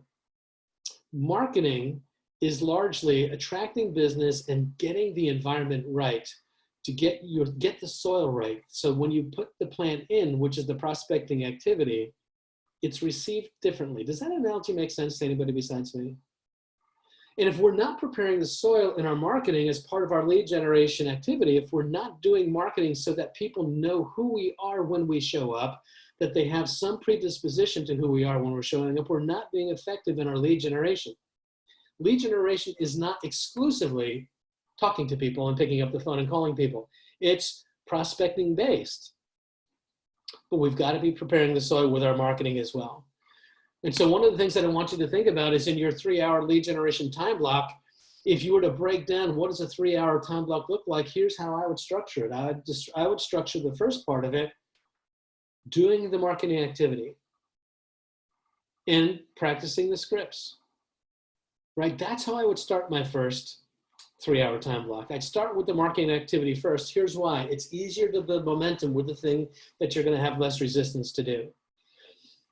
Keep in mind, it's also easy to get lost in the weeds and do 3 hours of just marketing, working on my newsletter, working on my campaigns, working on my smart plans. We need to be doing that as part of our lead generation, but don't lose sight of the fact that it's prospecting based.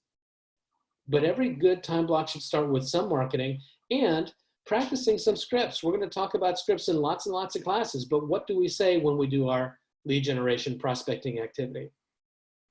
Then we do the lead generation prospecting activity. If I'm calling my database, what am I going to say? That's the script that I practice. If I'm doing an open house that day, what are my open house scripts? Greeting people, practicing, showing people. If my networking activity is my lead gen activity of the day, how am I going to practice the script for my elevator speech and my networking scripts, right? But a good lead time block is marketing for part of that time, practicing the scripts. I would say spend probably 30 minutes there, right? I would maybe say 30 minutes marketing, 15 minutes, doing the script practice or some combination thereof. Then the big bulk of time, probably half of your lead gen time block should really be doing the lead gen activity. Calling your database, talking to people, hosting open houses, having networking events, whatever your activity is, that should be the big bulk of time.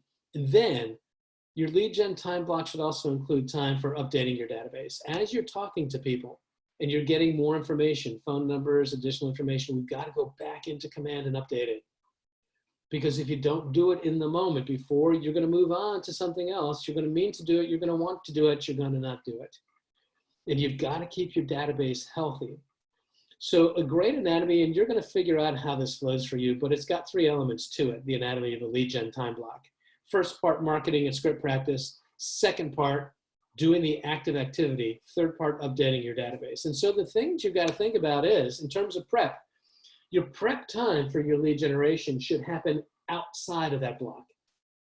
You did not see in that 3 hours of lead generation that the first time was do the research of who I'm going to call. That prep time should be done outside of your lead gen time block. The best practice is probably at the end of the business day in preparation for the next morning is you're going to prep who am I going to talk to next time. If you've got great smart plans and smart campaigns, it's going to do the heavy lifting on that for you by queuing up into your Command database in your desktop, who do I need to call today, right? But the prep time is not lead gen time. The prep time is separate. The lead gen time, marketing, script practice, doing the activity, and then doing the database maintenance is your lead gen block. Does that make sense? We're going to talk more about that, but I wanted to frame that out for you as what an ideal lead generation time block should look like. Now, I'm going to move quickly here because I want to get to, I'm going to get off the roller coaster. We've talked about the roller coaster. To be wired to win, you've got to be wired for leads. Lead generation is building your database community. It's growing your database. It's finding more people to talk to, making friends, staying engaged, staying top of mind with the people and staying in their lives until they have a need for you. We're going to talk more about that in other sessions, but Simon Sinek, one of the great business thinkers of our time, says that the purpose of business isn't to get into a relationship with people that need your product or service. The purpose of business is to build a community of like-minded people who see the world the way that you see the world, that you can build relationship with, so that when the time comes that they need your product or service, they're more inclined to select you because of the strength of your relationship. Lead generation is building that community, staying top of the mind. You do that through smart campaigns. We'll talk more about that in upcoming sessions. Specifically finding the people who need you now, and then building and working an effective lead pipeline. We do that through opportunities in Command. We'll call that the pipeline of how do you stay in touch with people and not lose track of people. But that's what lead gen is. It's building community, finding people who need you, and staying engaged with everyone along the way. John Maxwell, one of my mentors, says, not personal, although I am being certified by the Maxwell Association as a coach and trainer. I've not been personally mentored by John, but here's what he says. How people see failure and deal with it, whether they possess the ability to look beyond it or keep achieving, impacts every aspect of their lives. The thing that we talk about in terms of being wired to win means putting disappointment and delay into perspective. This is not a win-lose proposition. It's not a zero-sum game. I called someone, I got a win because I've got an appointment. I called someone, I got a loss because I didn't get an appointment. This is about if they don't need us right now, that's fine. We know most people don't need us every single day of the year. It's like being a dentist. You don't think about your dentist when you don't need a dentist, am I right? Unless you happen to be married to a dentist, and then that's different, right? You think about your dentist the day that you need a dentist. And in fact, the day you need a dentist, you can't think about anybody beside your dentist. The point is, great lead generation, great community building is building that relationship so that when the time comes that they need a dentist, you're their dentist, right? And it means a lot of times they don't need us right now. We've got to put that into perspective. It is not an indictment about us as people. If you've ever driven through a McDonald's drive-through, and I would encourage you not to do that. But if you ever did drive through McDonald's drive-through, one of the quintessential questions that they're going to ask you when you place your order is this: would you like to supersize that? Invariably, everyone is asked to upsize that. Would you like to have your order upsized to something that has 15 times more French fries than anyone should eat in a month and 17 gallons of soda? Would you like that? And you're going to look at them and say, no, I told you what I wanted. I don't need to supersize the order. You move on, you drive through. Do you think that the person at McDonald's on their break is going into their break room and saying, I don't know if I can do this job anymore? I mean, that was 10 cars in a row that said no to me. Of course not. It's like, I have something. Do you want it? If you want it, great. If you don't want it, great. We move on. It's not personal. That's what it really requires to be wired for leads, is to really have a healthy perspective on what we're doing here, right? This is not personal. It's not a loss. All right. I want to change gears to something that is really important, the power of being hyper-local. And in the 10 minutes that we've got left, I really want to talk about the notion that I started with early on that says one of the fastest pathways to failure is to believe that you can be everything to everyone. People that succeed at the highest levels in this business become really experts in a niche market. We will do a deeper dive on that on Wednesday when we help you start to think about your own markets. But I wanted to just point out a couple of things here. Success leaves clues. The top agents in our markets, they pick a geographic area that they focus on and they dominate it. They really become hyper-local experts in a defined geographic market. And I want to be real clear on this. They don't pick a lead generation tactic and try to launch that everywhere. I see a lot of agents who really get good at for sale by owners and expireds. I see a lot of agents who get really good at open houses, and they believe that they can take that skill and apply it across a broad range of geographic areas. And I'm here to tell you that's not the way success happens. Because what happens in real estate is that you really have to become a super hyper local expert. You've got to be the economist of choice in that market. You've got to know everything about that market. And you can't know everything about every market. What I'm going to really encourage you to do as we start to think about this in the next 2 sessions is start to think about geographically where are you going to focus your business and import those lead generation activities into that footprint. You've got to make sure that the footprint is big enough and there's enough business opportunity there. We'll dive into that in the next session or 2. But the mistake that agents make is they get good on a skill and they try it in this town and in this town and this town, and it's not the way successful agents work. And I'm going to give you some proof. I'm going to change to a slide here. I'm going to try to expand this so that you can see it better. Can anybody see this? I'm going to try to move some of my chat rooms right now so I can see it too. Quick nod if you can see this slide right now.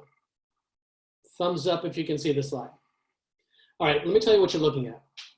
This is a slide of a software program that I subscribe to that you can't, unfortunately, but it's called Brokermetrics. What Brokermetrics is, it's a software program that takes the feed from your multiple listing service and it gives brokerages an opportunity to take a look at the granular data of agent performance. Now, you guys don't have access to it. I don't believe in the New Jersey MLS because the New Jersey MLS does not allow their feed to be touched by this software program. About 95% of the MLSs in the United States do, but I believe that your MLS felt that brokers were using it to find agent data for recruiting that they didn't think was what they wanted, so they don't allow the feed. But this is the feed from the Garden State Multiple Listing Service, where I'm a member. I have another business that I run that I use this for. What you're looking at is the top 5 agents in the Garden State Multiple Listing Service, okay? And we're sorted here by total sale volume, okay? You see Sue Adler number 1 on the list here with total sales volume of what she's got here. I'm gonna minimize this box, 181 million and change, right? Michelle Pius, who's based in Signature Realty, 161. There's different ways that you could sort this, guys. But these are the top 5 agents. If we sort it by unit volume, Michelle would be number 1. If you sort by dollar volume, it doesn't matter. Because if you sort by unit volume or dollar volume, you're gonna pretty much get the same group. But here's what I want you to see. I'm gonna dive into where these agents are doing their business. Now we're looking at 100+ units with the exception of Arlene Ganella, who is a Short Hills and Milburn specialist, does a lot of luxury business, but we're talking lots and lots of units. And here's what I want you to see. Sue Adler, I think.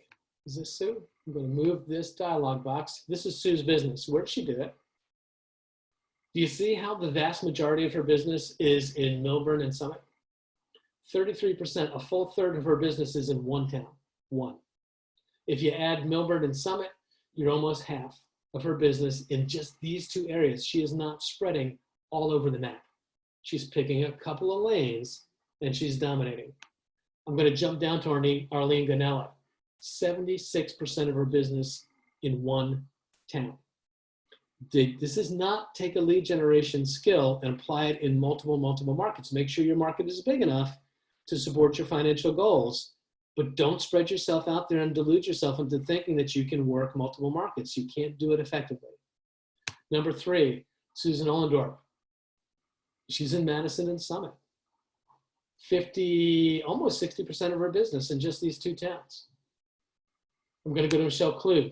Almost 50% of her business in one town. Guys, this is the Garden State MLS. It is the same in yours. It is the same in every MLS. I have studied this phenomenon in virtually every MLS that there is. It always comes down the same way. The top agents become the top agents by picking a geographic market that they can build momentum in building dominance, not spreading themselves out into multiple geographic markets. Now, with technology, we can spread ourselves out into different markets, and with expansion teams, if you look at Michelle Pius, I mentioned Michelle's kind of running a little bit of an expansion model. If you look at her business, she is kind of spread around in different ways. But what you're seeing in Michelle's business is that she's based predominantly in Springfield, where Signature Realty is based, and Westfield, which is where I live, and it happens to be the town where Michelle has a mega agent office of her own. She's predominantly in these towns, but what she's done is she's built a team, and in some of these other markets, she's building with individual agents who are owning those markets themselves. It's not necessarily Michelle who's doing lead gen and creating the presence. It's another person on her expansion team. It's a different model. My point here is I just wanted to demonstrate really visibly here that we want to pick a geographic lane. We don't want to be spread out all over the map. We want to. That's not to say that you never do business outside of your geographic lane. It is to say that we don't lead generate and try to generate new business opportunities outside of those lanes. If our database and our sphere gives us opportunities that don't fit naturally into our target market, if it makes business sense, we take it. If it doesn't make business sense, we refer it. Our sphere of influence doesn't know what our target market is, and they're not going to filter for us. Our lead generation time should be done inside of our target market and create opportunities there. Because when I create listings in my target market, the listing creates buyers. The buyers that are looking in my target market. When I have buyers who are looking for the market that I'm the expert in, I can find the inventory faster and more effectively. I've got more ability to negotiate. And when I've got buyers who are looking to purchase in my target market, I have got a lead generation script to try to find more listings because you've controlled buyers who are looking right now. Does that make sense? Does that make sense? Now, here's the thing I want you to see. I'm just going to go back to I want to go back to Arlene for a second. Arlene Ganella, who crushed it in, I'll go back so you can see her. She crushed it in Millburn and Short Hills. 76% of her business, luxury business, in that one town. It's easy to look and say, well, gosh, if that's the town that I want to break into, my God, there's a 900-pound gorilla in that town. There's no way that I can compete. Well, here's the truth. I'm going to go into Brokermetrics and I'm going to look at Millburn, and I want you to see this. This is a different breakdown. And certainly, what you see is Arlene is the #1 agent in Millburn. But if you look at the total volume of the course of a year, 380 transactions, she did 54 of them. That is significant, but it's 16.5%. 16.5% market penetration is a big number, but it means that 84% she doesn't have. I don't want you to get spooked and think there's not opportunity just because you've got a 900-pound gorilla in the marketplace. What you're going to see is these numbers here are highly unusual. Most markets do not have an Arlene, or up in Bergen County, the Zohars and the others who really have dominating numbers in a specific town. Zohar's sitting at about the same number of market penetration in Fairlawn, where he does business, and the Zamir team. 16% market penetration is crushing. Most towns, which you're going to find as the #1 agent, is probably sitting closer to 6% or 7%. My point here is, your goal is to try to pick a geographic market to do your lead generation and become dominant. The way you become dominant isn't immediately to unthrone the champ. It's to take business away from these guys down here who are doing a couple a year, but not that many. And with a focused lead generation strategy, you'll take business away from people down here at the bottom of this list, and you will find yourself in this top of this list faster. Does that make sense? Okay, guys, we're pressed for time here. I'm gonna try to unshare my screen or minimize my screen here, because I have to jump on another Zoom call in about 2 seconds, or in about 3 minutes, really. So here's what I want to do. I'm going to ask for a couple of ahas right now. I'm going to try to open up the mics, if I can do that, and I'm not sure if I can. Chris, can you open up the mics? Can you make me a host real quick? Can you tell me how to do that? If you hover over my name. Forget it. I got it. I found the button. I'm going to unmute everybody. Cool. All right, everybody's unmuted. Any ahas or any takeaways from today in the next couple of minutes? We know where we're going for the week to really start to get into what we're looking for, who's our tribe, how do we think about our marketing and our prospecting. But I'm looking for a couple of takeaways from today. If anything that you have heard differently for the first time or thinking differently about, or ideas of things that you're going to focus on going forward.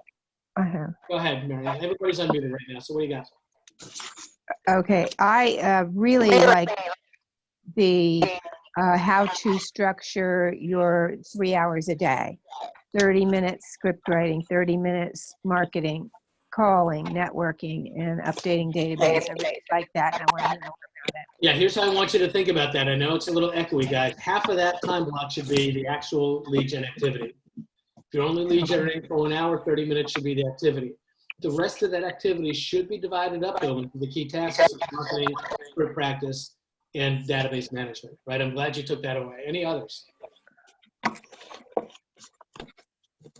Any other ahas? I usually ask for 2 or 3 before we jump.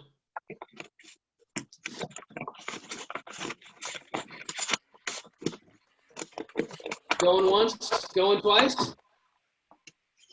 All right, guys, here's what we're gonna do.